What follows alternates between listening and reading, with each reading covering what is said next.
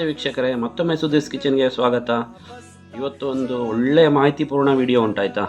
ಇವತ್ತು ನಾವು ಹಡಗಿನಲ್ಲಿ ಸಂಚಾರ ಮಾಡುವಾಗ ಯಾವ ರೀತಿಯೆಲ್ಲ ಅಡಿಗೆ ಎಲ್ಲ ಮಾಡ್ತಾರೆ, ಅದರೊಳಗೆ ಯಾವ ರೀತಿಯೆಲ್ಲ ಆಹಾರ ಶೇಖರಣೆ ಮಾಡ್ತಾರೆ, ಇದರ ಬಗ್ಗೆ ಒಂದು ಮಾಹಿತಿಪೂರ್ಣವಾದ ಒಂದು ವಿಡಿಯೋವನ್ನು ಮಾಡಲಿಕ್ಕಿದ್ದೇವೆ. ಬನ್ನಿ ವಿಡಿಯೋ ನೋಡ್ಕೊಂಡು ಬರೋಣ. ಇದು ಹೊಸ ಶಿಪ್ಪು ಈಗ ಲೋಡಿಂಗ್ ಆಗ್ತಾ ಉಂಟು, ಬಂದರ್ನಲ್ಲಿ ನಿಂತಿದೆ. ಇದು ಲೋಡಿಂಗ್ ಆಗಿ ನಾಳೆ ಬೆಳಿಗ್ಗೆ ಹೊರಡ್ತದೆ. ಯಾವ ರೀತಿ ಎಲ್ಲ ಅದರಲ್ಲಿ ಅಡುಗೆ ಎಲ್ಲ ಆಗ್ತದೆ ಅಂತೇಳಿ ನಾಳೆಯಿಂದ ನಾವು ನೋಡುವ. ನೋಡಿ, ಈಗ ಲೋಡಿಂಗ್ ಆಗುವಂಥದ್ದು. ಇದರಲ್ಲಿ ಟನ್ನುಗಟ್ಟಲೆ ಹಿಡಿತದೆ. ಅಂದರೆ ನೋಡುವಾಗ ನಿಮಗೆ ಚಿಕ್ಕದಾಗಿ ಕಾಣ್ಬೋದು. ಸಾಧಾರಣ ಒಂದು 1000 ಲಾರಿಗಳಲ್ಲಿ ತುಂಬುವಷ್ಟು ಮೆಟೀರಿಯಲ್ ಅದರಲ್ಲಿ ಹಿಡಿತದೆ. ನೋಡಿ ಯಾವ ರೀತಿ ಲೋಡಿಂಗ್ ಆಗ್ತಾ ಉಂಟು ಅಂತ. ನೋಡಿ, ಇದು ಮರುದಿವಸ ಬೆಳಿಗ್ಗೆ ಈಗ ಶಿಪ್ ಹೊರಡ್ತಾ ಇದೆ. ಈಗ ಆಳ ಸಮುದ್ರವನ್ನು ಪ್ರವೇಶ ಮಾಡಿದೆ. ಇದರ ಅಳತೆಯನ್ನೆಲ್ಲ ನಾಟಿಕಲ್ ಮೈಲ್ಸ್ನಲ್ಲಿ ಮಾಡ್ತಾರೆ. ಇದರ ಸ್ಪೀಡ್ ಉಂಟಲ್ಲ, ಗಂಟೆಗೆ ಸಾಧಾರಣ 25ರಿಂದ 40 ಕಿಲೋಮೀಟರ್ ಸ್ಪೀಡಲ್ಲಿ ಹೋಗ್ತದೆ ಇದು ನೋಡಿ. ಮಧ್ಯ ಸಮುದ್ರದಲ್ಲಿ ಒಮ್ಮೆ ನಮಗೆ ಶಾರ್ಕ್ ಎಲ್ಲ ಸಿಗ್ತಾ ಇತ್ತು, ಅದರದ್ದು ವಿಡಿಯೋ ಮಾಡಿದ್ದೇವೆ. ನೋಡಿ, ನಿಮಗೆ ಅಲ್ಲಿ ಶಾರ್ಕ್ನ ಮರಿ ಕಾಣ್ಬೋದು. ಇದು ಕಿಚನ್ನು, ಆಫೀಸರ್ಸ್ ಪ್ಯಾಂಟ್ರಿ ಅಂತ ಹಾಕಿದ್ದಾರೆ ನೋಡಿ. ಕಿಚನ್ ಏರಿಯಾಕ್ಕೆ ಗ್ಯಾಲಿ ಅಂತ ಹೇಳ್ತಾರೆ, ಗ್ಯಾಲಿ ಅಂತ ಕರೀತಾರೆ.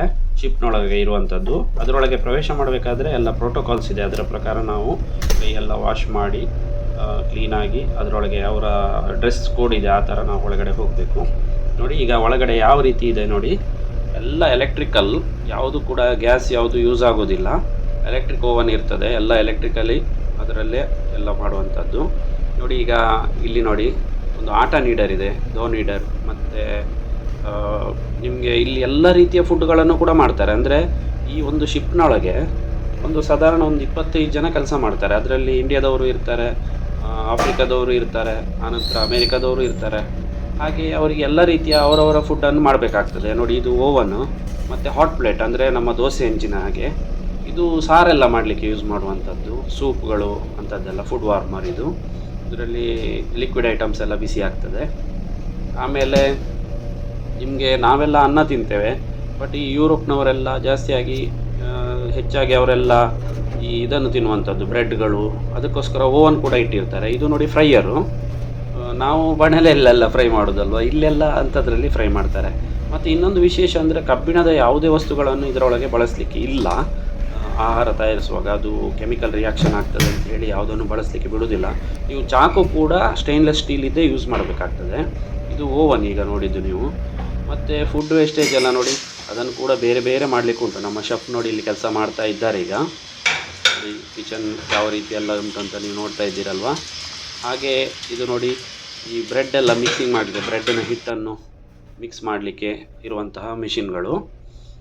ಇದು ಫ್ರಿಜ್ ಒಳಗಡೆ ನಿಮಗೆ ಈ ಚೀಸ್ ಐಟಮ್ಮು ಇಂಥದ್ದೆಲ್ಲ ಇರ್ತದೆ, ಸಾಸ್ಗಳು, ಇದನ್ನೆಲ್ಲ ಫ್ರಿಜ್ಜಲ್ಲಿ ಇಟ್ಟಿರ್ತಾರೆ. ಆನಂತರ ಆಹಾರ ವಸ್ತುಗಳನ್ನು ಶೇಖರಣೆ ಮಾಡಲಿಕ್ಕೆ ಒಂದು ಬೇರೆ ಜಾಗ ಇರ್ತದೆ. ಫ್ರಿಜ್ಗಳು ತುಂಬ ಇದೆ ನೋಡಿ, 3-4 ಫ್ರಿಜ್ ಇದೆ. ಆಮೇಲೆ ಬಿಸಿ ಮಾಡಲಿಕ್ಕೋಸ್ಕರ ಓವನ್ ಕೂಡ ಇದೆ. ಇದು ಡೈನಿಂಗ್ ಏರಿಯಾ, ಒಂದು 20ರಿಂದ 25 ಜನ ಇರುವಂಥದ್ದು. ಅಷ್ಟೇ ಜನ, ಅದರಲ್ಲಿ ಜನ ಜಾಸ್ತಿ ಆಗೋದಿಲ್ಲ. ಅಷ್ಟು ಜನಕ್ಕೆ ಬೇಕಾಗುವಷ್ಟು ದೊಡ್ಡದೊಂದು ಡೈನಿಂಗ್ ಏರಿಯಾ ಇರ್ತದೆ. ಮತ್ತು ಇದು ನೋಡಿ ಫುಡ್ ವಾರ್ಮರ್. ಇದರಲ್ಲಿ ಕೆಳಗಡೆ ನೀರು ಇರ್ತದೆ. ನೀರಲ್ಲಿ ಆ ಕಾಯಿಲ್ ಬಿಸಿ ಆದ ತಕ್ಷಣ ಅದರಲ್ಲಿರುವ ಫುಡ್ ಬಿಸಿಯಾಗಿರ್ತದೆ.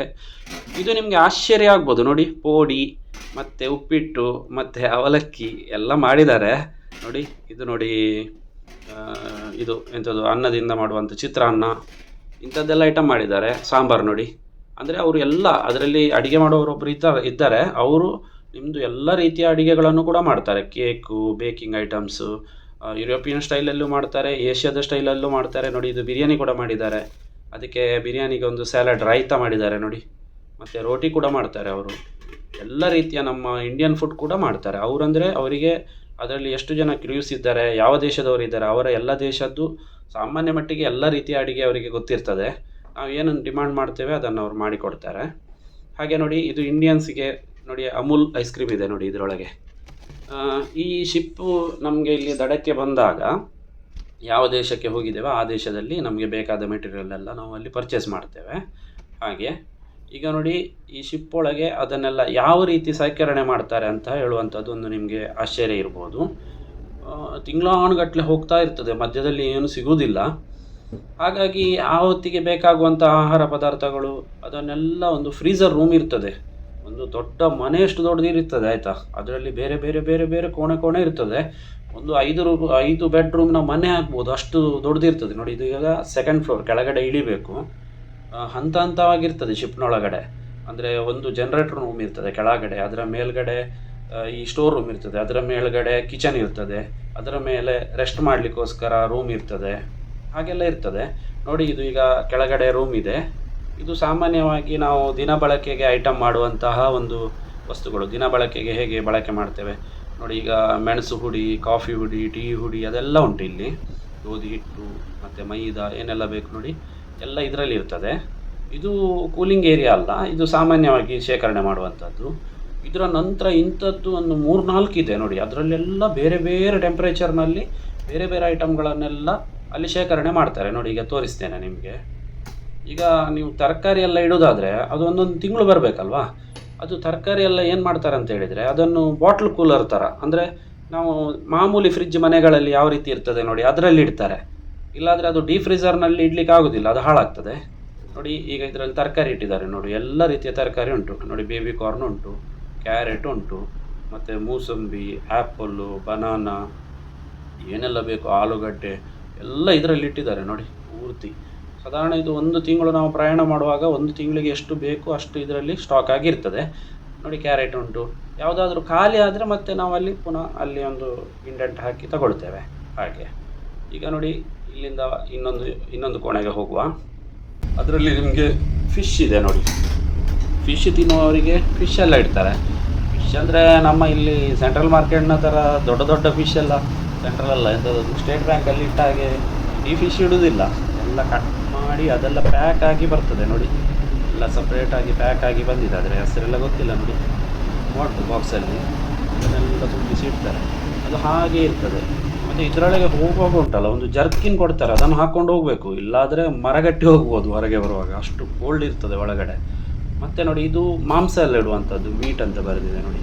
ಇದರಲ್ಲಿ ಬೇರೆ ಬೇರೆ ರೀತಿಯ ಚಿಕನ್, ಮಟನ್, ಈ ರೀತಿದೆಲ್ಲ ಮಾಂಸಗಳನ್ನೆಲ್ಲ ಶೇಖರಣೆ ಮಾಡಿ ಇಡ್ತಾರೆ.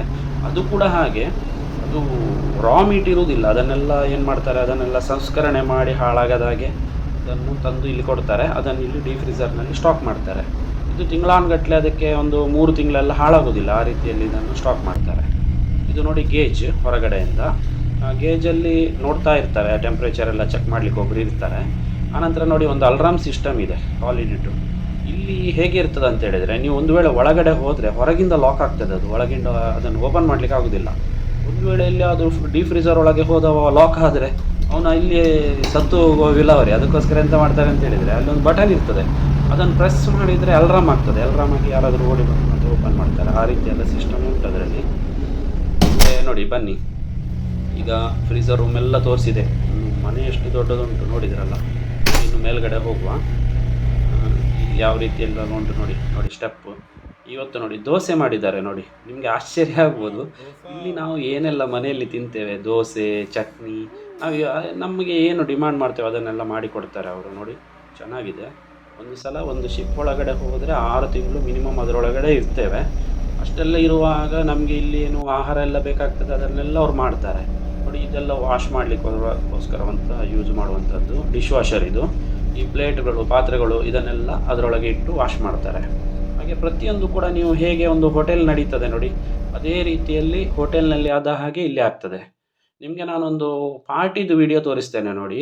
ಇದು ಲಾಸ್ಟ್ ಕ್ರಿಸ್ಮಸ್ಸಿಗೆ ಆದಂತಹ ಪಾರ್ಟಿ.